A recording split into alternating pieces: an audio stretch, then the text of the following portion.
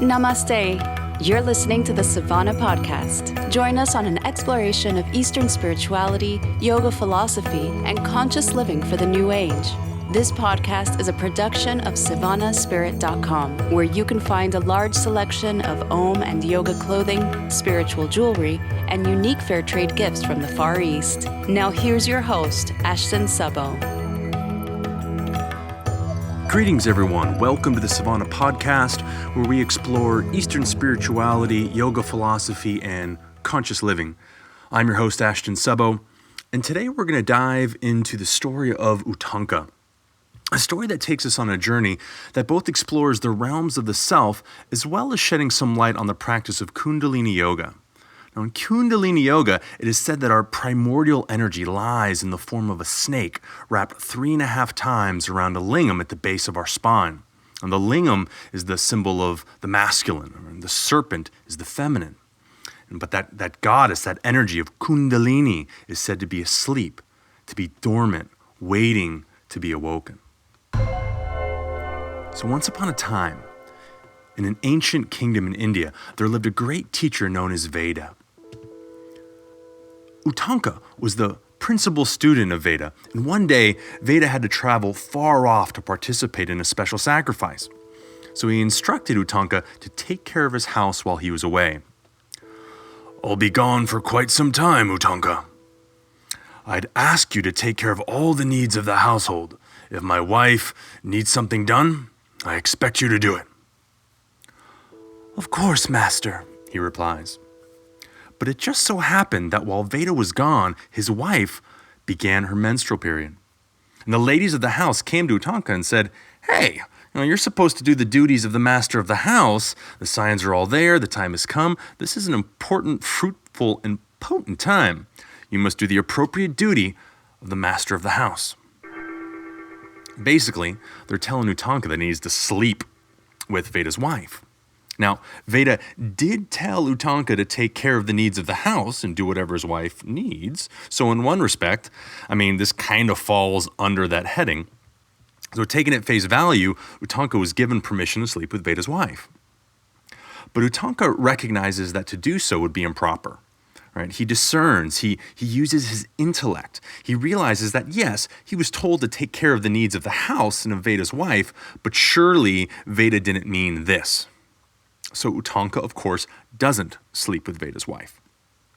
When Veda eventually returns home, he's extremely pleased. He tells Utanka, "You have served me faithfully. You have been an amazing student, and you have learned all that you possibly could learn from me. Your education is complete. You are now free to go off into the world as a wise man." Utanka was so grateful for the teachings he received from Veda, he wanted to offer him Guru Dakshina. In India, students are expected to in some way or another pay their guru, and that's what the Guru Dakshina is.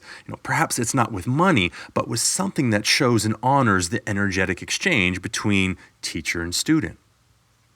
Veda had no desire for material things, so he told Utanka to go ask his wife if there was anything that Utanka could do for her.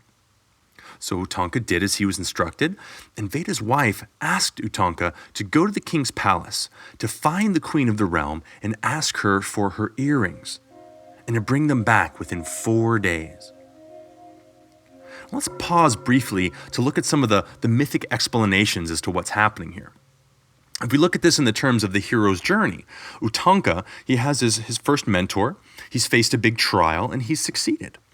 But he must continue on his journey. To succeed in life, to fulfill his destiny, and to succeed, he needs to quest for the boon of the feminine. His first task was actually one of inaction. Don't do that thing. To make the right choice, he had to not do something, to not sleep with Veda's wife. If you're familiar with Patanjali's Raja Yoga, there are the yamas and niyamas. Essentially, don't do these things and do these other things as a kind of code of ethics. So here we have an example of not doing something, in essence, of non-action, but Utanka still needs the task of action. His journey continues with having to actually do something. Why is this relevant? Well, for the yogi, or anyone else choosing to live a spiritual life, it's easy to choose the path of inaction. Oh, the world is messed up, but I will stick with my principles and not get involved. I'm not going to dirty my hands with things. But I'm happy to sit on an ethical high horse and choose to abstain from actions that might challenge me, that might put me in an unfamiliar or difficult situation. I can sit in my cave, my room, on Facebook, completely apathetic to what's going on in the world and put as little action into the world as possible. Well, sure, that's possible. But here we have the hero willing to do more, to get involved, to quest for the boon of the feminine, of the world, because the feminine represents the world, the universe, everything in existence. To go out into the world to experience the things that it has to offer. All right, so off Utanka goes. And on the way to the king's palace, Utanka sees a giant bull with a large man riding on top of it. The man on the bull tells Utanka that he must eat the dung of the bull, eat the bull's poop. Now, I don't know about you, but if I'm walking down the street and a stranger asks me to eat poop, I'm pretty confident I'm not going to do it. And I'm sure Utanka had the same feelings at first. But the large man informed Utanka that his master, Veda, had also once come this way and eaten the dung. Damn it, if my master did it, maybe there's something to it, he thought. And so he does. He eats the poop. And of course, this is another good moment to pause because, now we're eating poop in the story. So let's first realize what the bull is very much associated with Shiva, the god Shiva.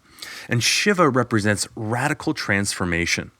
Now, the bull here represents Dharma, your path in life, your duty, doing what you were put on this earth to do. The dung, the poop, represents wisdom, knowledge. So quite literally, what this is saying is that wisdom comes from Dharma in a very, albeit kind of colorful and interesting way, right? Live your Dharma and you'll gain wisdom. Your hero's journey will give you the wisdom, and that wisdom will protect you from the misuse of power. And we'll dive into that aspect soon, but power is often represented by serpents. Right? Energy is represented by serpents, and we'll see how that fills into the story later. Utanka finally reaches the palace and meets the king. He asks the king to donate his queen's earrings, and the king tells him to go into the queen's chamber and ask her herself. But when Utanka went to the queen's chamber, he couldn't find her. So he goes back to the king and accuses him of playing a trick on him. And he said he went there and that there was no queen. But the king assures him that she is there, but only the pure are able to see her. He tells Utanka that he must do the prescribed purification rituals and then go back to the chamber. So Utanka does the rituals and goes back into the queen's chamber, and she's there. Now, there's a really wonderful parallel here with the story, and the story's from medieval Europe and the quest for the Holy Grail. Only those who are innocent and pure could ever find the Grail Castle. And this treasure of the Grail can only be seen by those who are truly pure at heart. Utanka can't see the queen until he has demonstrated his purity. I know why you are here, she tells him. You may have these earrings, but be warned. Takshaka, the king of the serpents, has wanted these earrings for a long time. Be careful, because he will likely try to get them from you on your journey. Utanka thanks the queen and promises to take good care of the earrings, and he heads back to the king's throne room. The king welcomes him and offers him a meal before he goes back on his way. The meal, though, is kind of nasty. Right? It was cold. Utanka found a hair in the food. It was unclean, to say the least. And Utanka kind of loses it here. Right? He rejects the food that was given him. He yells at the king and he curses him. He says, You've given unclean food to a holy man. Right? He curses him to say, may you lose your sight. So with Utanka getting pissed at him, the king gets pissed right back. And he's, how dare you accuse me of feeding you unclean food, he says. I curse you right back. May you be barren and never able to father children. So things are getting a little out of control, like a thread on Facebook. They escalated quickly. So Utanka asks the king if he will simply look at the food that he actually offered Utanka. And there's a bit of an exchange back and forth, but the king realizes the food that he gave him was a little nasty, right? He found a hair dropped in it, there was maybe a toenail clipping or something, and the king apologizes. And he asks Utanka to rescind his curse. He says that he can't take back the curse once it's uttered, but he'll modify it so that the king will gain his sight back again. The king, however, won't change his curse on Utanka. He tells him that he's still pissed that he accused him in the first place. Like, how dare he accuse the king? So he replies to Utanka and he says, Utanka says, you know what? I was in my truth when I said that. I was on solid ground. The food was unclean. So I have faith that your curse will not affect me. So we see here that after Utanka receives a boon from the feminine, from life, right, which was the earrings, he fails in his first trial afterwards. Right, life offers him something again, a meal, but he rejects the way life is coming to him, and he gets pissed off. I mean, sure, factually speaking, the food was cold, unclean, it had some hairs in it, but no need for a holy man to go waving around curses because of it. So he adjusts his attitude and in essence fixes the cure. Can we, even when we feel we are factually correct, make a choice not to cause harm to others? Can we put our ego aside and accept what life is offering us? And perhaps some of that's what's going on here. So now, Utanka heads back to his guru's house. And on his way, he notices a beggar following him. Sometimes he's nearby, sometimes he can barely see him, but he notices his presence. Well, Utanka gets thirsty, as one might expect walking around on a hot day in India. And so he stopped to get a drink of water. He put down the earrings at the bank of the water, and he stepped in to cool off and get a drink. Now, in that moment, the beggar, who is actually Takshaka, the serpent king, takes his true form of the snake, grabs the earrings, and dives into a hole in the earth to go down to his underground kingdom. Now, Utanka sees this. He recognizes that it's Takshaka, and he runs over to follow him. The hole behind Takshaka was closed, so Utanka grabs a stick and he starts digging away. And he's digging away at this hole, trying to dig down into the earth to follow Takshaka. And he's putting his whole effort into it, but he's not really making a whole lot of progress.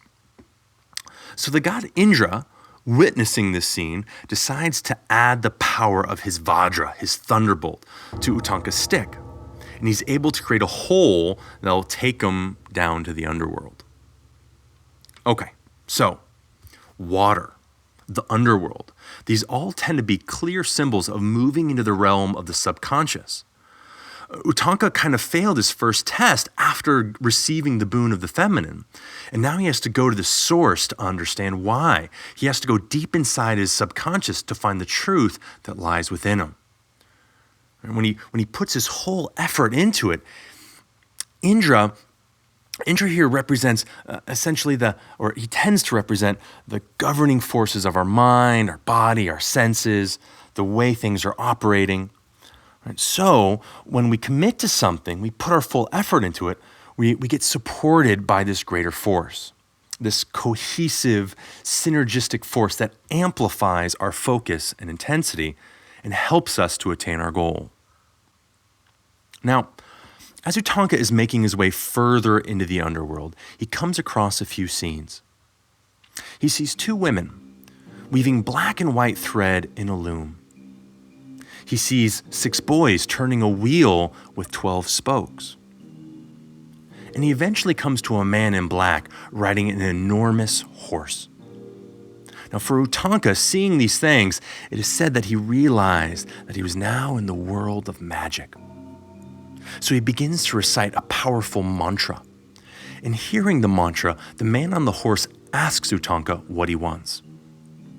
Utanka describes his current predicament, and he says he needs to get these earrings back, and he wants control over the serpents. The rider on the horse tells him to blow into his horse. Kind of strange, some random dude asking you to blow into a horse, but Utanka does it. I figure he's already eaten poop, why not blow into a horse? So as soon as he sends his breath into the body of the horse begins to emit fire from every possible opening. The flames spread and they rage through the underground city of the serpents. And Takshika, afraid that the entire realm of serpents will get destroyed by these flames, comes out of hiding and he offers back the earrings that he stole. By this time, however, a lot of time has gone by and it's almost the fourth day. The day that Utanka needed to be back to fulfill his quest. But he's still quite far away from his guru's house. So the rider on the horse told Utanka that he could use his horse and that it would carry him swiftly back to his guru's home. So Utanka jumps on the horse and it takes him back to his guru's house where he recounts his journey to him. His guru helps bring it all together for him. He helps to clarify the experience for Utanka. First, he explains that the bull he met at the beginning of his journey and the dung that he ate allowed him to get into the underworld. It protected him. The wisdom that he gained, aka the poop, from him following his dharma, the bull, gave him the protection he needed to dive into the realm of the subconscious. He explains that the two women weaving are fate. Their names are Datta and Vidatta. The loom they are weaving represents time, and the black and white threads represent night and day. The 6 boys, turning the wheel with 12 spokes, represent the 12 lunar months of the year and the 6 seasons. Now, in North America, we generally have what we consider to be 4 seasons, sometimes 5. But here in India, they consider 6. So there's spring, summer, monsoon season, autumn, pre-winter, and winter. And the man in black was actually the god of rain, and the horse was Agni, the god of fire. So here we have time represented, right? Day and night, the seasons, the container of human life going on. And a lot of people are familiar with Hatha Yoga, Ha and Ta, which among other meanings means sun and moon. Right? Sun and moon, fire and water. This is also represented in Ida and Pingala, the 2 energetic pathways that crisscross up the spine, eventually merging with Sushumna, the primary energy channel along the spine. And this is esoteric yoga. This is Kundalini Yoga. And interestingly, Kundala is Sanskrit for earring. And the goddess Kundalini is the serpent at the base of the spine, at the base of Sushumna. So the horse here is fire. And that fire is pranayama, right? He blows into the fire. That's that creation of heat that pranayama creates. But what is governing that fire? The rider of the horse, the god of rain. So fire is balanced with water. Masculine is balanced with feminine. And Takshika represents things like vile thoughts and vile energy.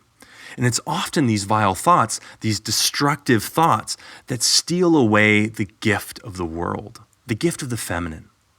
This energy that the earrings represent, the very jewel of the feminine, of life, gets stolen by vile thoughts.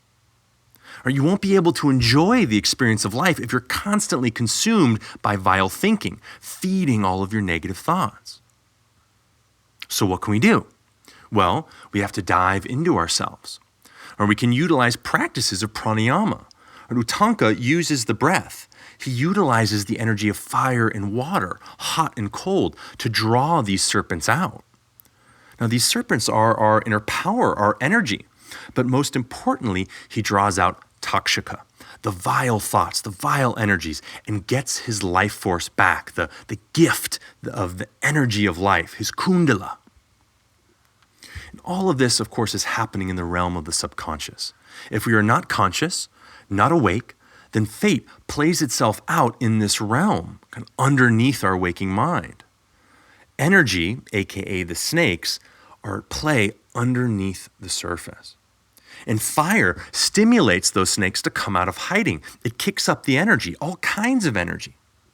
But it's the rider, the rain, the water, and its ability to subdue the fire that brings this energy into some sort of control and balance. So this is why so many equate this story with Kundalini Yoga. There are elements moving through here that run alongside the practices and ideas of Kundalini Yoga. And of course, I'm talking about Kundalini Yoga, the practice, not Kundalini Yoga, the brand, which is essentially coming from a man named Yogi Bhajan. The Kundalini Yoga that many in the West are familiar with, people wearing white and turbans, has taken the name of Kundalini Yoga, but it's a brand. It doesn't necessarily represent the vast scope of the practice that existed well before Yogi Bhajan came along. Just to be clear about all that. But okay, so here we are, right? Recognizing the things in life that wouldn't benefit us and abstaining from doing them. Right? That's the base level beginning of the story.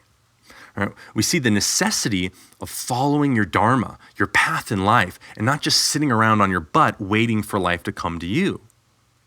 We recognize that the boons of life come from that journey. Utanka didn't get the boon sitting at home at the feet of his guru. He quested for it. He went out into the world, but he also had to dive inside himself. Right, there were practices involved, mantras, pranayama, and so forth. And that allowed him to tame the vile elements within himself and to head back into the world with the treasure of life, with the boon of the feminine. I hope you've enjoyed our story today. I hope you've enjoyed listening to it as much as I have telling it. Before we close, though, I do want to mention how much we appreciate our listeners and how much we value your opinion. So please get on to iTunes, leave us a review, let us know what you think. I'd also love to hear your suggestions for stories or even guests. Feel free to email me. You can email me at ashton@savannahspirit.com. I'd love to hear what stories you all want to hear and would enjoy on the podcast. As we do during our story episodes, I'd also like to share a recent review from one of our listeners on iTunes. This one is from Gia. The handle is gcop222. And she says, I've been listening to your podcast for some time now, but after listening to this episode, I felt so inclined to leave a review. This episode is so applicable to absolutely everyone, and I had this misconception about myself that I was already conquering my feelings on wealth, beauty, and food. But upon listening to your words, I felt the emotions come to the surface. Your words are the truest, and I want to play this podcast for all my friends and family in my city of Philadelphia, to the whole world. Sometimes a little reminder can be everything, and this lesson will be on my mind for a long time as I move on to the next part of my process in overcoming these obstacles. Thanks for sharing your wisdom and inspiring a fellow yogi and lover of life, Gia. And Gia, thank you for your extremely kind words. Really, we're all in this together. I'm no guru. I'm no enlightened being. I'm here in the trenches with everybody else trying to figure out this crazy thing called life. And I know that for me, these stories are a really big part of my own journey. And they help keep me grounded when I need it. They remind me to fly when I know I've got to fly. And they inspire me to a greater understanding of myself and of existence. And I'm so blessed and happy that I get to share these stories with all of you. So to all of our listeners out there, thank you so much for allowing me this opportunity to share, to go on this journey with all of you. I enjoy being able to stay in the conversation. As always, I'd like to thank Zach Cooper, our sound engineer, and Savannah Spirit for the work that they do. If it wasn't for them, we wouldn't have these podcasts to share. And I hope all of you have a wonderful and present moment. Namaste.